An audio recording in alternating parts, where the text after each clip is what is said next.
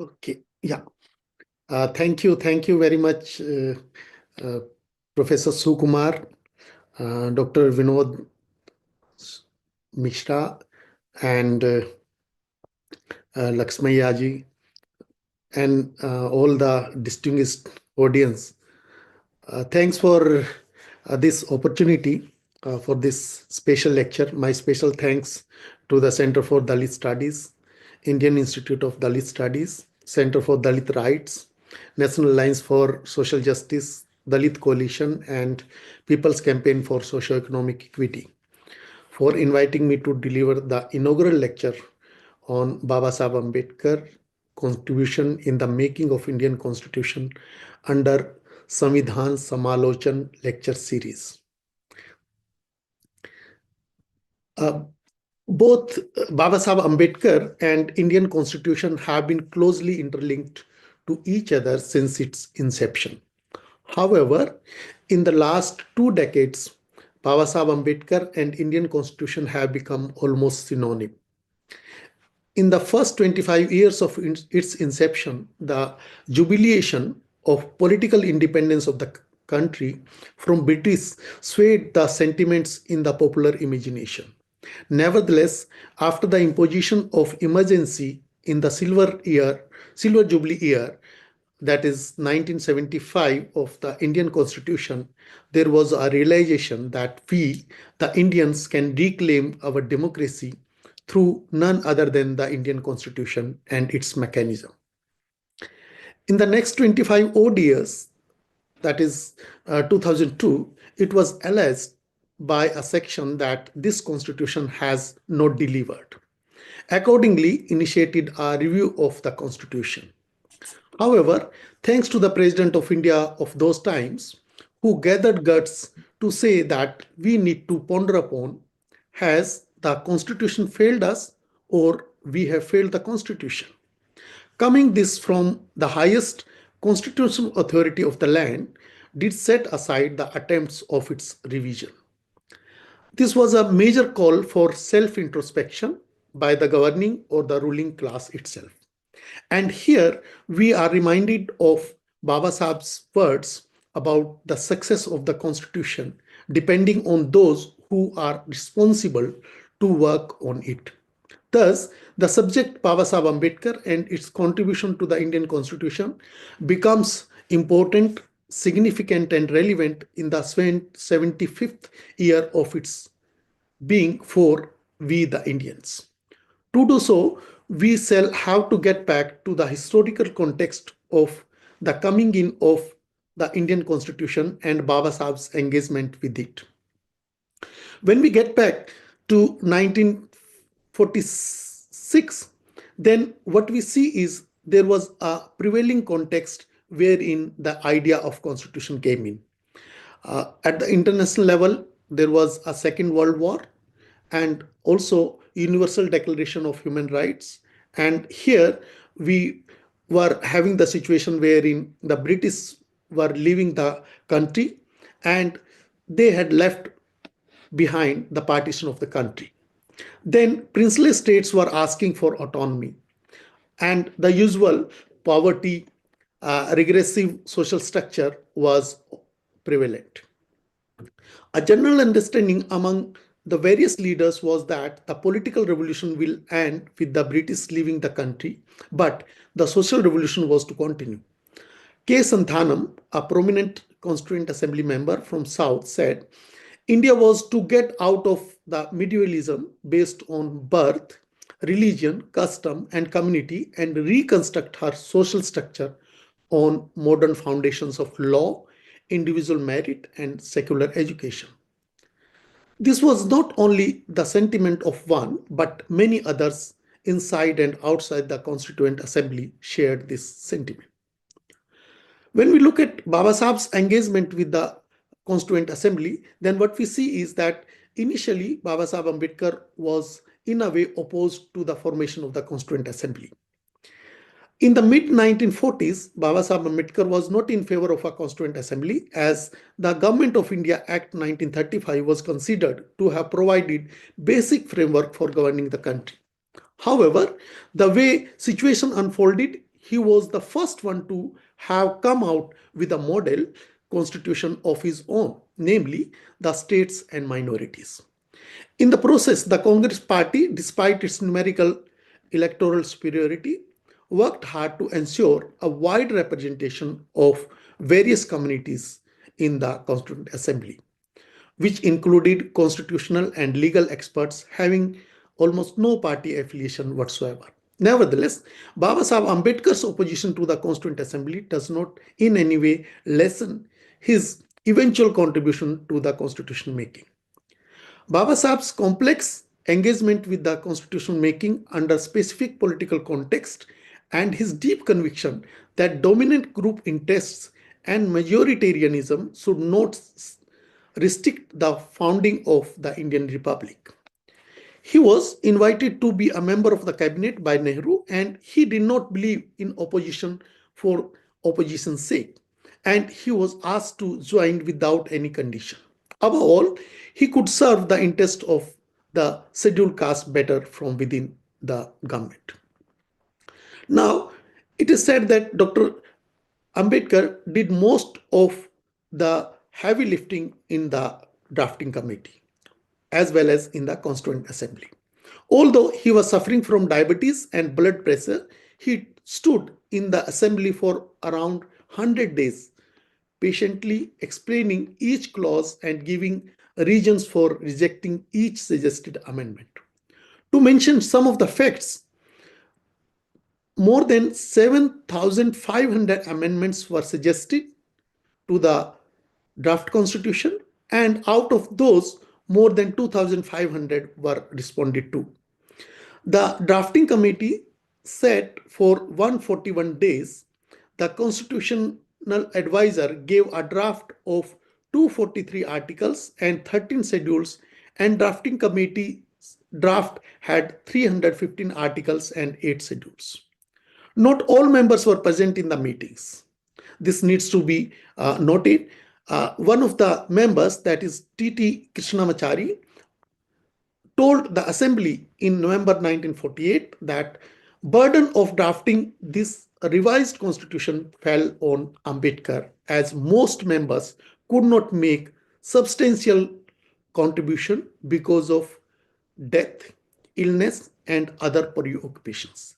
That means the constitution making, in fact, drafting the constitution, final draft almost, was actually done by Dr. Ambedkar himself. Now, when we look at the document, then what we see is that this document has been considered by many, including Grenville Austin, one of the pioneers of the person who gave the initial commentary about the Indian Constitution. He said that it is more of a social document than a legal and political one. Why? Why was so? When we look at this aspect, then what we see is that there were different kinds of options available with the Constituent Assembly and the drafting committee, wherein that what kind of system we will have. Herein, we had the traditional system where Panchayati Raj system was there in some form, and the Panchayati Raj system was actually by and large rejected by most of the members of the Constituent Assembly. And then we went to the parliamentary democracy. Then what actually we need to understand is that why this was done. There was somebody known as Metcalfe, and he talked about that dynasty after dynasty tumbles down, revolution succeeds no revolution, Hindu, Pathan, Mughal, Maratha, Sikh, English are all masters in turn, but the village communities remain the same. In times of trouble, they arm and fortify themselves. A hostile army passes through the country. The village communities collect their little cattle within their walls and let the enemy pass unprovoked. So you see that what kind of a Panchayati Raj system we had, wherein in the village the panchayats were functioning. Such being the situation, then Dr. Ambedkar had his own reservations, and as most of us know, that he used to say that village is a sink of localism, den of ignorance, narrow-mindedness, and communalism. Interestingly, the kind of propositions which were made for having the panchayat as a system of governance, then it was Dr. Ambedkar who, in fact, vehemently opposed this. And therein, what happened is that most of the other members, they also, in fact, uh, supported him. Then, when we look at that, what kind of issues were being discussed during those times? When we look at Ambedkar's contribution, then herein, one of the issues that he highlighted was that he was saying that we don't have the enemies in the name of caste, creed, but now we will have political parties as well, which would be functioning, which may not be functioning in favor of the people and the nation as such. Then I would like to add here that he said that in addition to our old enemies in the form of caste and creeds, we are going to have many political parties with diverse and opposing political creeds. Will Indians place the country above their creed, or will they place creed above country? I don't know. But this much is certain that if the parties place creed above country, our independence will be put in jeopardy a second time and probably lost forever. So you see that the situation in which we were going for the parliamentary system of government and the caste creed, these were available in the society. So he was trying to argue that what kind of system we need to have in the future. Then when we look at the constitution, then what we get to know is that this is the constitution which, though has been talking about the social justice, but I would say that it was arguing from social justice to social change. Why? Because the kind of articles which are mentioned in the fundamental rights and also the directive principles of the state policy, these actually point out that the social justice may be realized through the kind of let's say different kinds of institutions, judiciary, etc., etc. But actually, it is this process would actually lead to the kind of social change that is required in the country. So that's how actually this document becomes more of a social document than being just a political or the legal document. Then what I also observed is that the kind of groupings which were available for different kinds of communities, as you know that scheduled castes were divided in different communities, then tribes were also divided in different tribes, and minorities themselves were also divided in different minorities. So but there was a grouping, actually the constitution looks at them not through the lens of their individual caste groups or tribe groups or the minority groups, but actually it looks at them from let's say by creating and maintaining the groups themselves. And that is how I would argue that Dr. Ambedkar was actually looking at something which is known as fraternity for the nation. When we look at the building a nation, then actually Dr. Ambedkar was looking at that how do we build the nation in this process of the constitution making. When we look at his even the remarks at the end of the when he was making his concluding remarks in the Constituent Assembly, therein also he told that we are not a nation at this stage, and we need to create a nation for ourselves. And I would like to quote here that he said the people of the United States could not feel that they were a nation. How difficult it is for Indians to think that they are a nation.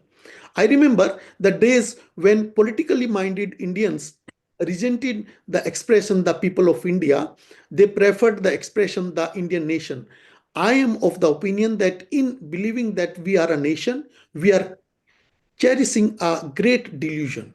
How can people divided into several thousands of castes be a nation? And that's where actually the idea of Dr. Ambedkar, wherein he is trying to bring in some kind of fraternity among the scattered community castes, scattered tribes, and the scattered minorities. Then, when we look at the idea of fraternity, I think the idea of fraternity is very central to Ambedkar's understanding. He has been talking about obviously equality, liberty, and fraternity. When we look at the idea of equality, then in fact equality is something which appears in the preamble of the Constitution first, and it talks about of different kinds of equalities. But when we look at Dr. Ambedkar's idea of equality, then what what comes out is that when he is talking about Point the of point of can we please mute them? all right.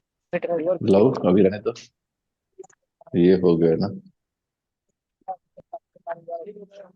Excuse me, Vinod, can we mute the people because there is a voice coming? Okay. Ramuji, can you mute the participant on entry? Go ahead. Yeah. So, herein, actually, Dr. Ambedkar was talking about the social democracy, and herein, what he was saying is that the principles of liberty, equality, and fraternity as the principles of life for the Indians with the Constitution. These principles of liberty, equality, and fraternity were not to be treated separately, but they were the form of Trinity in the sense that to divorce one from the other was considered to be the defeat of the very purpose of the democracy. Wherein liberty, he said, cannot be divorced from equality, and equality cannot be divorced from the liberty. And thus, nor liberty and equality can be divorced from fraternity. And without equality, liberty would produce the supremacy of few over many. Equality without liberty would kill the individual initiative. You see that the kind of argument that Dr. Ambedkar was producing for these three elements in the life of the coming in of the nation, then he basically was arguing that we cannot have just one kind of proposition wherein either we talk about equality or we talk about liberty or we talk about fraternity. He was basically arguing that the equality, liberty, and fraternity need to go hand in hand.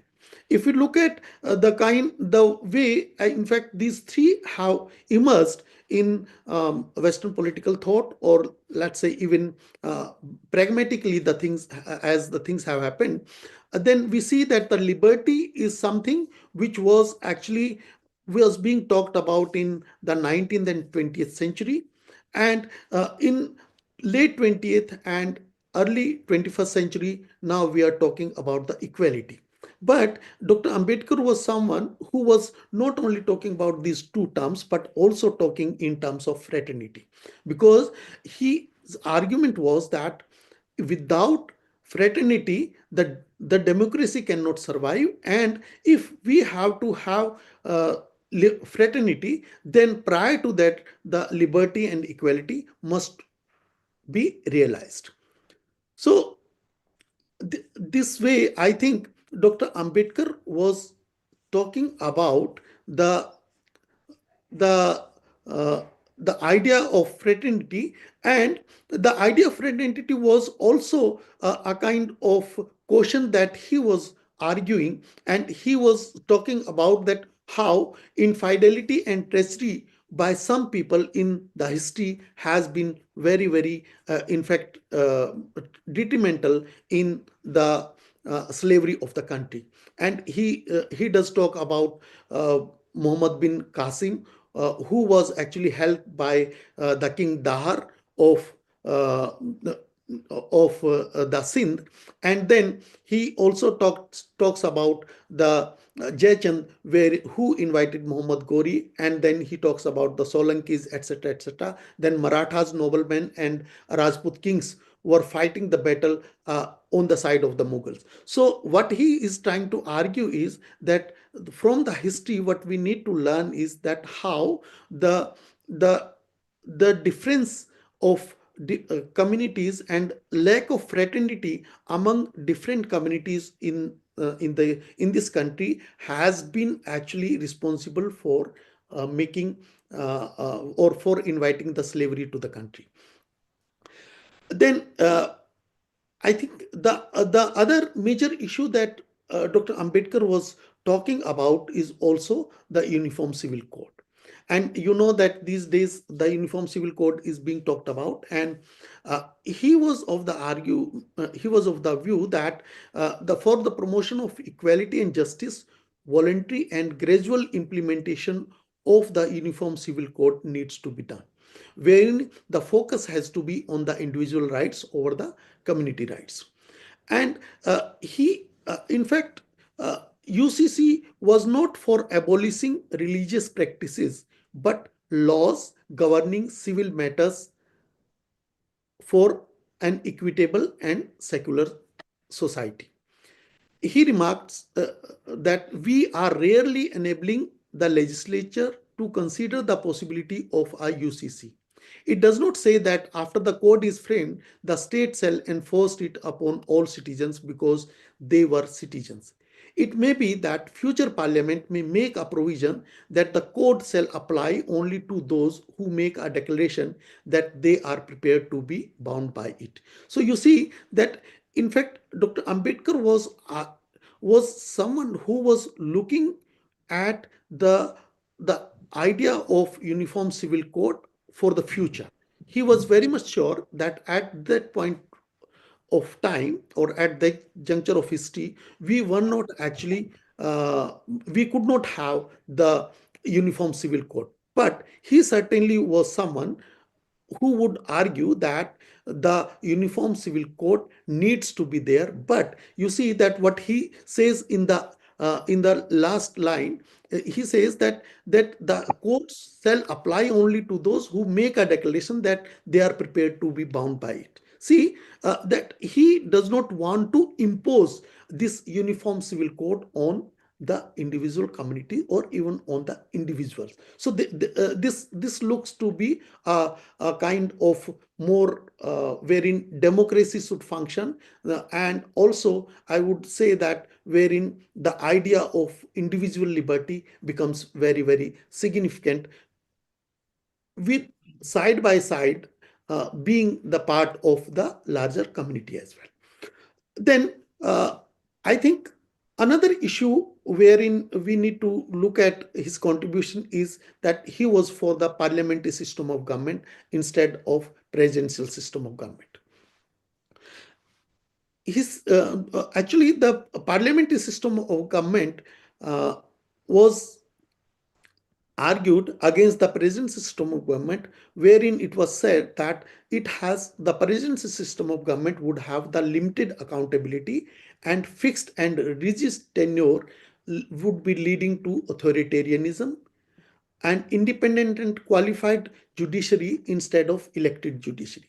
So the idea of Panchayati Raj system was also opposed to by Dr. Ambedkar, because therein it was the elected judiciary. But when we look at the presidency system of government, therein also the qualified, independent and qualified judiciary actually was to be instrumental in deciding the system. Then the parliamentary system of government was actually for the collective responsibility suitable for diverse and multi-ethnic society. These were the basic uh, characteristics of the Indian society, wherein instead of having the parliamentary presidency system of government, we were supposed to have the parliamentary system of government, and he was arguing for the parliamentary system of government in not only inside the drafting committee but also inside the let's say the Constituent Assembly. And he was, in fact, sure that the parliamentary system of government would be producing more responsible, and accountable government against the presidency system of government that was irremovable and irresponsible government, because there was almost a disconnection between the legislature and the executive. Then other important issue I would argue is that were the contribution of Dr. Ambedkar in terms of emergency powers of uh, of the president. But herein, he was very much particular that these emergency powers are not the normal powers. It is not to be used in the normal times, and this has to be very, very restrained. And he said that it has to be the last resort for the national unity and security. He in fact said that emergency powers need to be used like doctor's medicine, to be administered only in case of patient, namely the nation, being critically ill and not in normal circumstances. Then we know that the universal adult franchise was very, very dear to Dr. Ambedkar, and he started arguing for universal adult franchise in 1928 itself, wherein he argued that he could abandon the separate electorate in favor of universal adult franchise. And we know very well that the Constituent Assembly was also based on the limited franchise, and herein Ambedkar was someone who was continuously arguing for the universal adult franchise across the caste, communities, and the gender. Then I think the social and economic justice which is prevalent or which is discussed in Article 38, 39, and 41, 43, these are also the important contributions of Dr. Ambedkar. One of the idea of Dr. Ambedkar was something which is the independent judiciary. Independent judiciary actually was very, very critical in the uh, idea of Ambedkar, and Dr. Ambedkar's framework was wherein that if we don't have the independent judiciary, then the system of governance might itself get jeopardized. Then we know very well that the constitutional remedies are something which were the original contribution of Dr. Ambedkar, because when Nehru presented his objective resolution in the beginning of the Constituent Assembly, then Dr. Ambedkar was in fact very critical of those that objective resolution, wherein he said that the objective resolution does talk about fundamental rights and many other things, but it does not talk about that how these fundamental rights and many other let's say rights would be available, and how the citizens of the country would be able to realize those rights. And that's where actually constitutional remedies become significant. Then one another important subject that Dr. Ambedkar was concerned was the provision for the backward classes. As you know that the provision for the backward class, there was a provision for the scheduled castes and scheduled tribes in the constitution, but there could not be provision for the backward classes, because there were some issues which were to be resolved, and that's why the idea of backward classes, or now what we know as OBCs, was actually something which is the contribution of Dr. Ambedkar in the in the Constitution. And herein, I think we know that why Dr. Ambedkar resigned from the cabinet in 1951. In fact, primarily we know that he resigned due to not passing of the Hindu Code Bill. But therein he also argued that he was actually very disturbed that the backward class commission was not being appointed to identify the backward classes.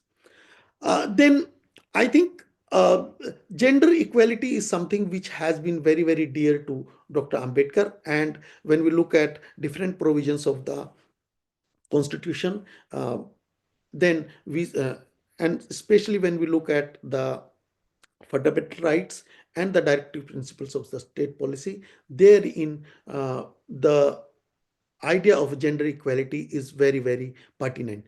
Here, I would like to also point out that Dr. Ambedkar was working with the formation with the drafting committee.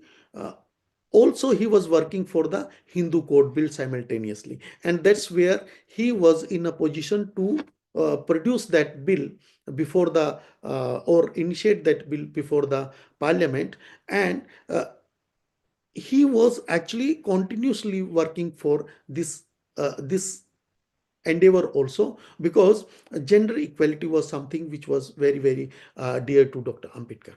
Then finally, I would say that Dr. Ambedkar was also concerned that because he was, we know that he was of the view that Constitution in itself will not be of use unless and until those who actually are supposed to implement the Constitution think that the Constitution needs to be adhered to.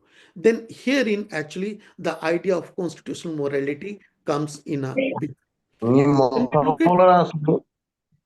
we look at the constitutional morality, then I think the idea of constitutional morality is something which has been central to the idea of constitutionalism in Ambedkar. A constitutional morality for him refers to the adherence to the values, principles, and processes enshrined in the Constitution. And it is essential for democratic governance and maintaining balance between authority and responsibility, inclusivity, and the justice. So herein actually constitutional morality would be based on what? It would be based on the supremacy of the Constitution, a departure from the social morality, and checks on the absolute power, and also unity amid diversity. So the constitutional morality is something which is to, in fact, remind each and every institution and the constitutional bodies time and again that how the Constitution needs to be looked at different points of time, where sometimes maybe the rules and regulations may not be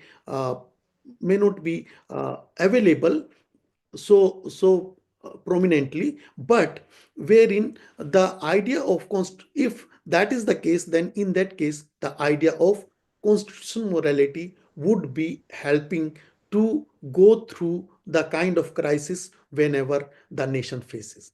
So this way I think the idea of constitution making and Dr. Ambedkar are so close to each other, and this is so very much, in fact, interlinked to each other, that it has become now difficult to distinguish between these two ideas, that Ambedkar and the Constitution. So I think with these words I would be discussing more in the Q&A. Thank you very much.